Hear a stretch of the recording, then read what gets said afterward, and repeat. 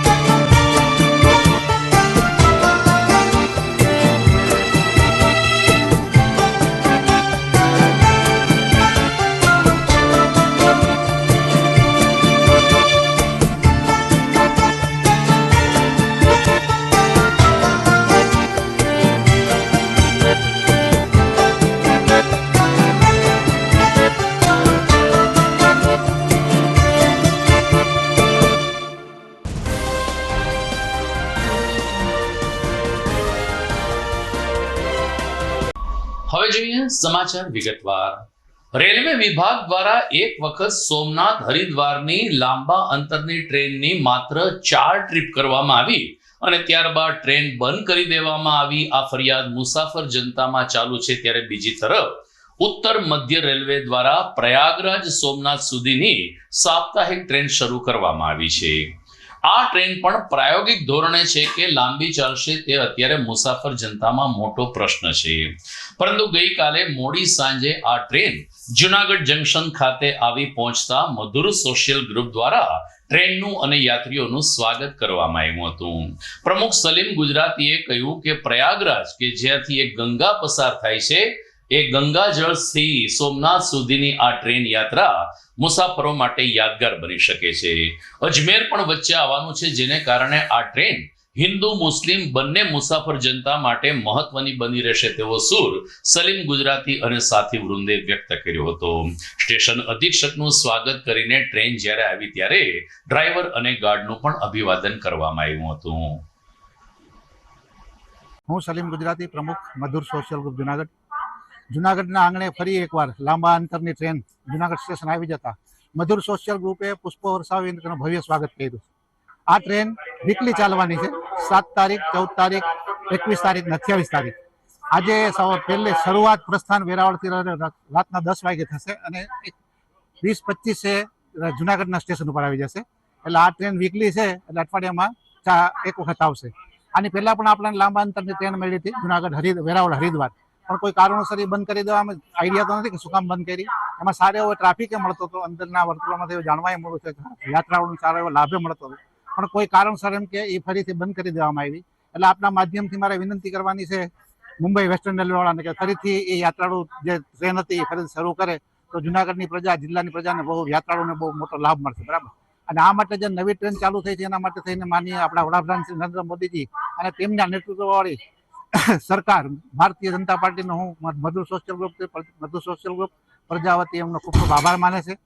અને સાથે સાથે જેણે પણ એમ કે આના નામી અનામી જે લોકોએ પણ આ ટ્રેનને ટૂંકમાં ચાલુ કરાવવા માટે પ્રયાસો કર્યા છે તેના પણ હું અંતઃકરણપૂર્વક આભાર માનું છું. સાથે સાથે વેસ્ટર્ન રેલવે મુંબઈ, ભાવનગર એનો પણ આભાર માનું છું.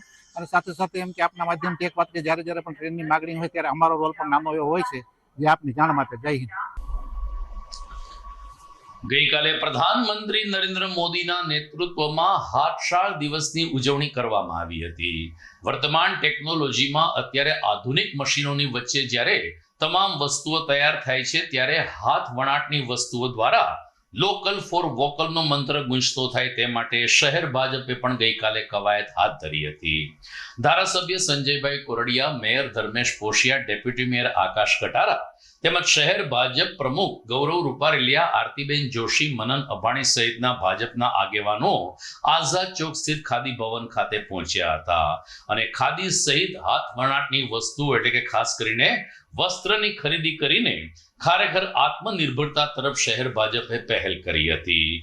ગૌરવ રૂપારેલિયાએ કહ્યું કે આપણે નિયમિત રીતે વસ્ત્રોની એટલે કે કપડાની ખરીદી કરતા હોઈએ છીએ, પરંતુ ઘરમાં એક વ્યક્તિએ અચૂક ખાદીની ખરીદી કરવી જોઈએ.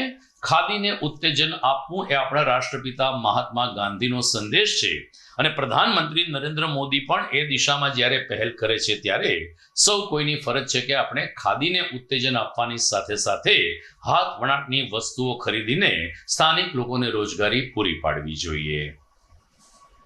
7 ઓગસ્ટ એટલે કે હેન્ડીક્રાફ્ટ દિવસ.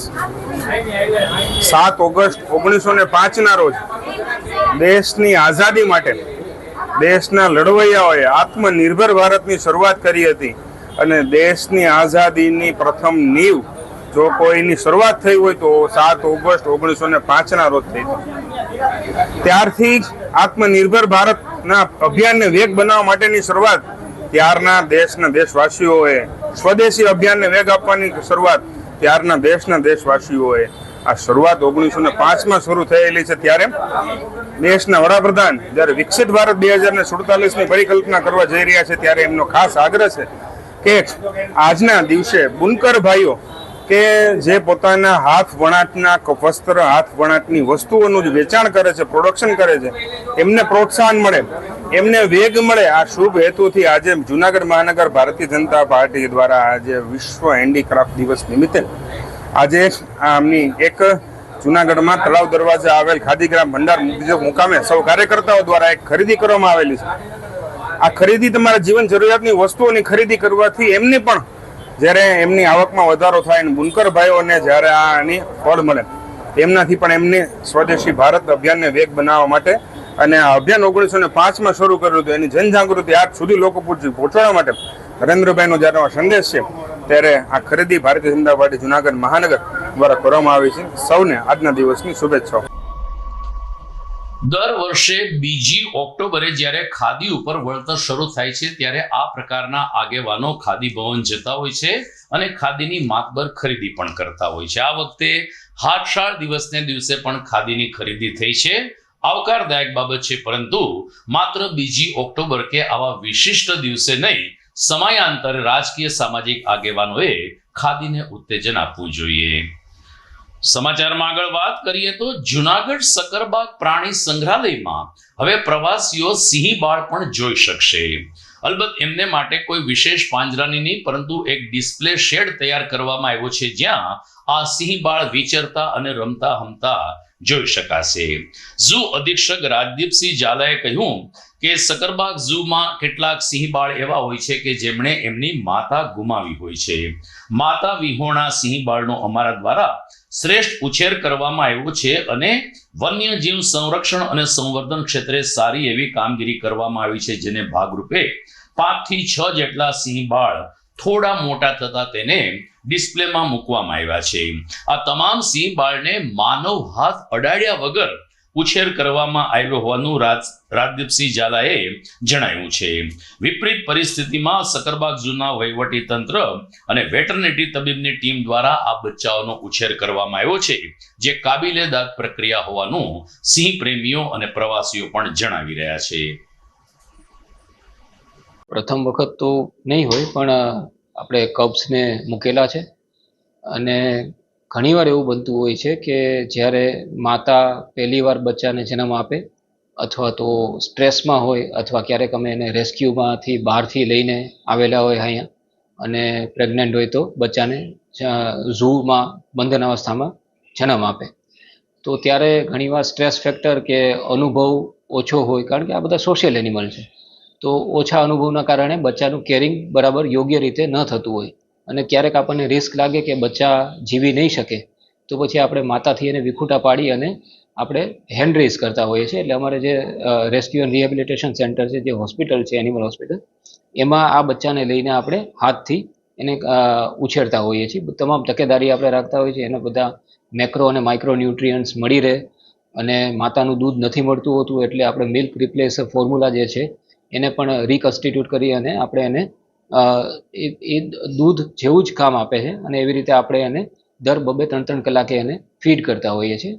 અને 3 મહિના પછી એને સોલિડ ખોરાક એનો ઇન્ટ્રોડ્યુસ કરીએ. મટનનો ખીમો છે, ચિકનનો ખીમો છે, એવું બધું પણ આપણે ઇન્ટ્રોડ્યુસ કરતા જઈએ અને ધીરે ધીરે એ સોલિડ ખોરાક સંપૂર્ણપણે લેવા માંડે છે.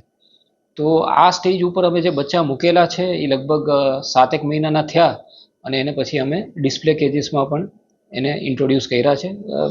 વાઇલ્ડમાંથી જે બચ્ચા પકડવામાં આવતા હોય છે, કોઈ પણ કારણોસર ઓર્ફન હોય, ડિસીઝ હોય કે કોઈ એને લેમનેસ હોય કે કોઈ ડિસેબિલિટી હોય, તો એવા બચ્ચાને આપણે ડિસ્પ્લેમાં ના રાખી શકીએ, પણ ઝૂ બોર્ન બચ્ચા જે હોય છે એને ડિસ્પ્લેમાં રાખીએ તો એને કોઈ સ્ટ્રેસ નથી આવતો હોતો કે એને કોઈ માણસો હારે કોઈ એવું વાંધો નથી હોતો કે વધારે એને કોઈ સ્ટ્રેસમાં આવી જાય. તો એના કારણે આ બચ્ચા એક્ટિવિટી પણ બહુ સારી, દોડાદોડ કરતા હોય, કૂદાકૂદ કરતા હોય, એનરિચમેન્ટ આપણે યોગ્ય એને આપેલું છે, તો એક્ટિવિટી બહુ સારી એમાં જોવા મળે છે અને પ્રવાસીઓને પણ જોઈને આનંદ થતો હોય છે. કોઈ પણ પ્રવાસીને સિંહ જોવા હોય કે સિંહ બાળ જોવા હોય તેઓ સકરબાગ પ્રાણી સંગ્રહાલયમાં જાય છે, પરંતુ જુનાગઢ વાસીઓને કેટલાક નસીબ એવા હોય છે કે એને પ્રાણી સંગ્રહાલયમાં ગયા વગર કુદરતના માહોલમાં પણ સિંહ દર્શન થતા હોય છે. આપણે લટાર મારશું દામોદર કુંડ ઉપર અને ખાસ કરીને ગિરનારના પગથિયે કે જ્યાં સિંહ જોવા મળ્યા હતા આ વિરામ બાદ.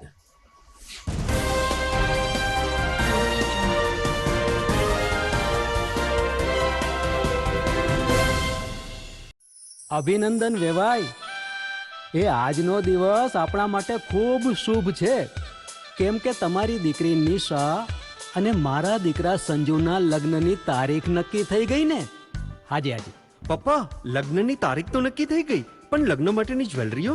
સંજુ બેટા, તારા દાદાજીના વખતથી ચોકસી હીરાલાલ મકનજીની જૂની પેઢી છે ને, એની સાથે આપણો વર્ષો જૂનો ઘરોબો છે, જે અત્યારે જય ભવાની જ્વેલર્સના નામે ફેમસ છે બેટા. જય ભવાની જ્વેલર્સ મતલબ ચોકસી બજાર જુનાગઢ. તમે પણ જય ભવાની જ્વેલર્સ સાથે? અમે ભલે રાજકોટના હોઈએ, પરંતુ જય ભવાની જ્વેલર્સ સાથે અમારો પરિવાર પણ વર્ષોથી સંકળાયેલો છે, જ્યાં છેતરાવાની કોઈ શક્યતા જ નથી. આને કહેવાય સોનામાં સુગંધ ભળી. વાવ બેટા, ચાલો આપણે સૌ જઈએ જય ભવાની જ્વેલર્સના શોરૂમ પર. તમે લોકો જઈ આવો, હું રસોઈ બનાવી રાખું. લક્ષ્મી, આપણા દીકરાના લગ્નમાં થોડા દાગીના તારા માટે થઈ જાય હે. ચાલો મમ્મી. ચાલો ચાલ બેટા.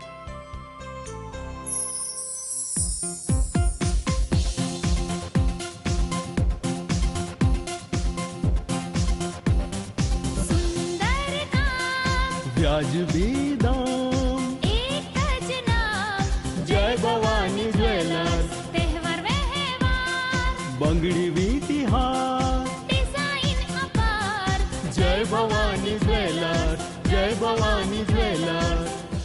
એક્સક્લુઝિવ દાગીના ખરીદવા માટે વિશ્વાસપાત્ર એક જ નામ, જય ભવાની જ્વેલર્સ, ચોકસી બજાર, જુનાગઢ.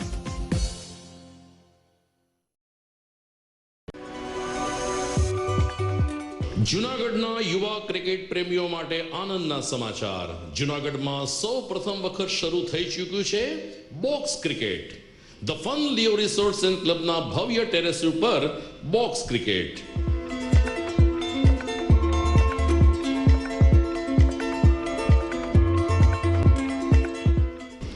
બોક્સ ક્રિકેટ નોંધી લેશો સમય સવારે 6 થી બપોરે 12 અને સાંજે 6 થી રાત્રિના 12.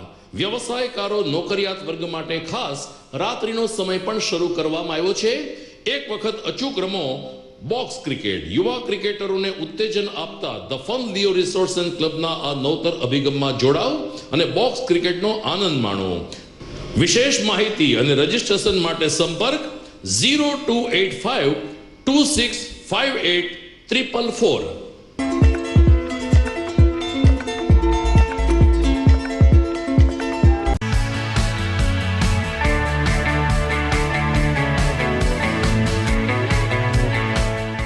છે ને એકદમ જોરદાર ફૂલેલા દડા જેવી પૂરી અને ચટપટું ઘર જેવું જ શાક. આજે તમને મુલાકાત કરાવું ઝાંઝરડા રોડ ઉપર આવેલી મોડર્ન પૂરી શાકની. અહીંયા સવારમાં 9 થી લઈને સાંજે 10 વાગ્યા સુધી એકદમ એવન ટેસ્ટમાં લોકોને પ્રેમથી પૂરી શાક ખવડાવવામાં આવે છે. શાકમાં તમને 3 ઓપ્શન મળી રહેશે, તેમજ દરરોજ અલગ અલગ ઓપ્શન હશે, અને જોડે જોડે તમારી સામે જ લાઈવ ગરમા ગરમ ફૂલેલા દડા જેવી પૂરી તમારી ડીશમાં આવે પછી જીભ થોડી હાથ મારીએ બોસ. જોડે પાપડ, સલાડ, છાશ, દહીં, શ્રીખંડ પણ મળી જશે. તેમજ શિયાળાના લીધે ઓળો અને રોટલો પણ અહીં મળી જશે. તો પછી બોસ જરૂરથી પહોંચી જ જજો.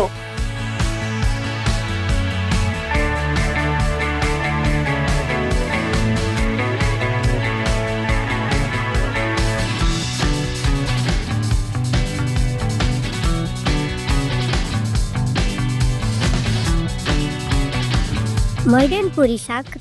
એડ્રેસ સિદ્ધનાથ મહાદેવ મંદિરની આગળ, બાબા કોમ્પ્લેક્સ સામે, Zanzarda road, Junagadh. Mobile number 9979384445. Good morning. This is Junagadh.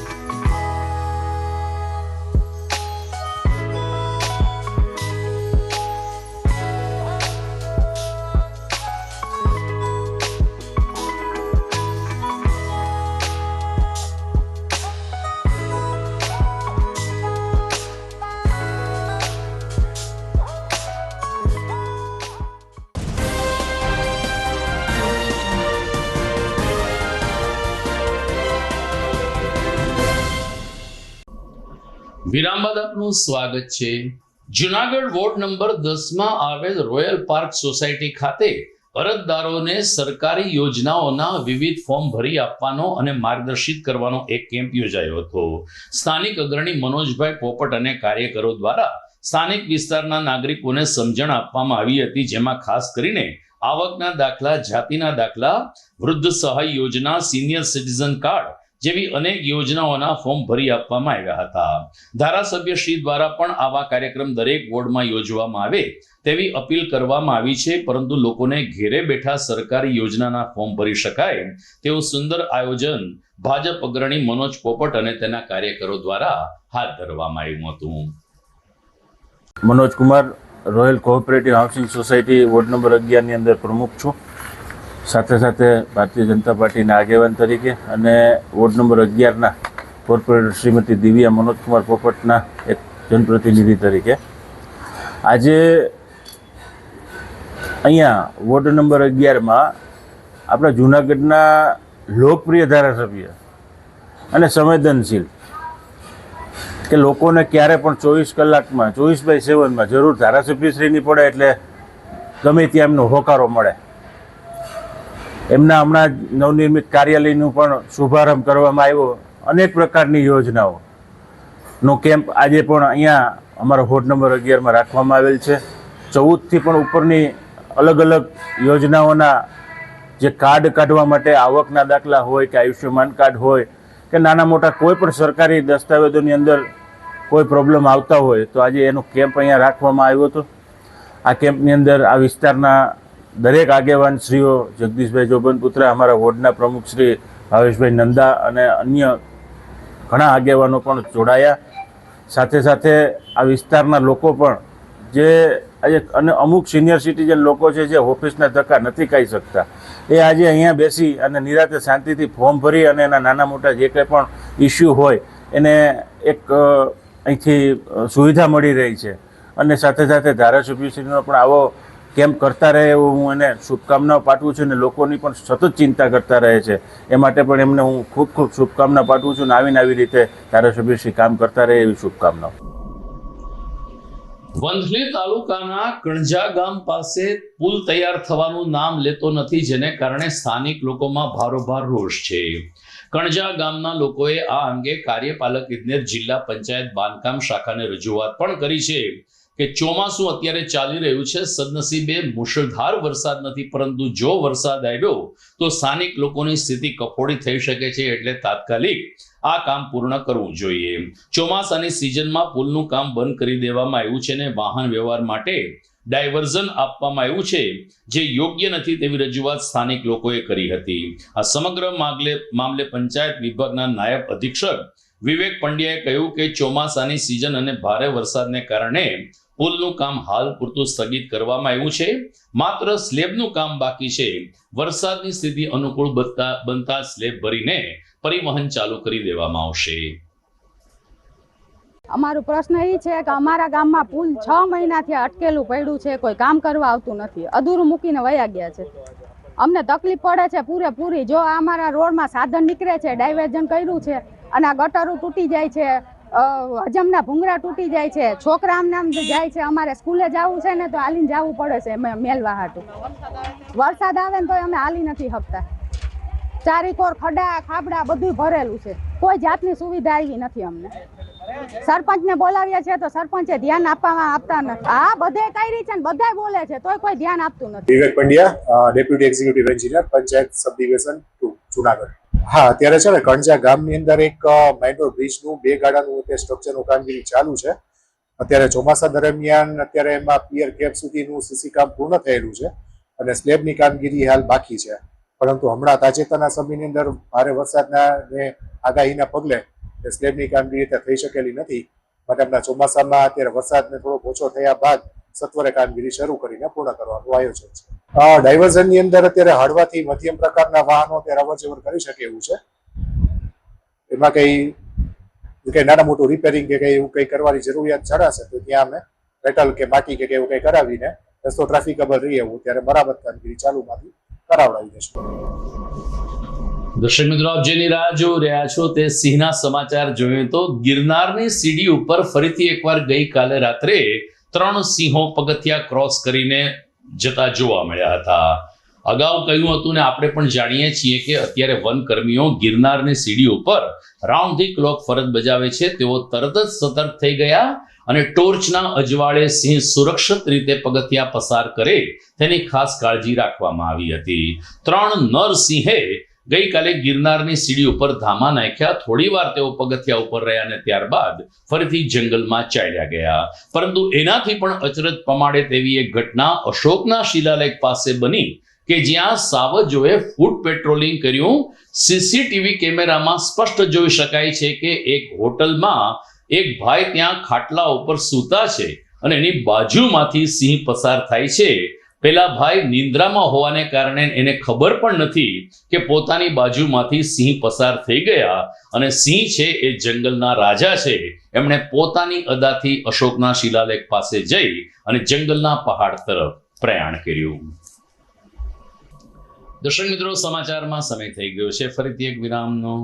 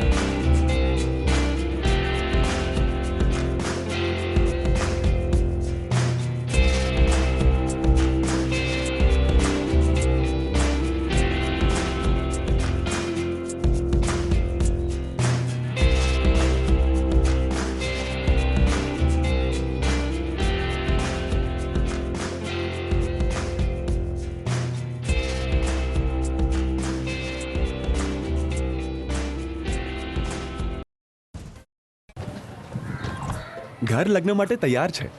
બસ તારા આવવાની રાહ જોઈ રહ્યો છું. નવું ફર્નિચર, નવું ટીવી, નવો કેબલ. કેબલ? આજના જમાનામાં કેબલ? ખૂબ જ સરળ પરિવાર છે. જ્યારે આ છે તો બીજા કઈની શું જરૂરત? જ્યારે આ છે તો બીજા કઈની શું જરૂરત છે? GTPL ઓફર કરે છે HD પિક્ચર ક્વોલિટી અને GTPL ની 24/7 ગ્રાહક સપોર્ટ. આ તે જમાનાનું નહીં, આ જમાનાનું કનેક્શન છે. કાલે લગન કરી લઈએ.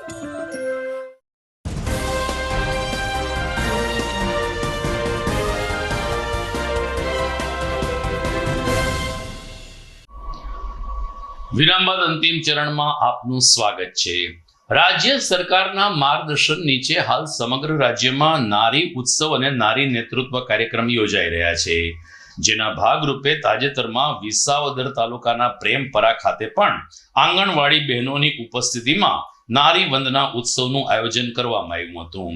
ખાસ કરીને બહેનોએ અલગ અલગ મહિલાલક્ષી યોજનાઓથી વાકેફ થાય તેવી ખાસ માર્ગદર્શન આપવામાં આવ્યું હતું.